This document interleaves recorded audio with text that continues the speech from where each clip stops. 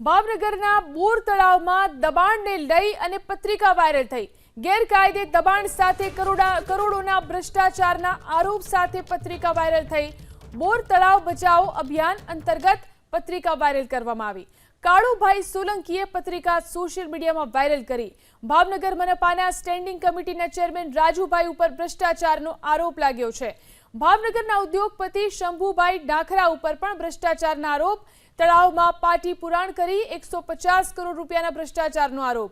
Committee બનાવી ભ્રષ્ટાચારની તપાસ કરવા પત્રિકામાં ઉલ્લેખ કરવામાં આવ્યો છે।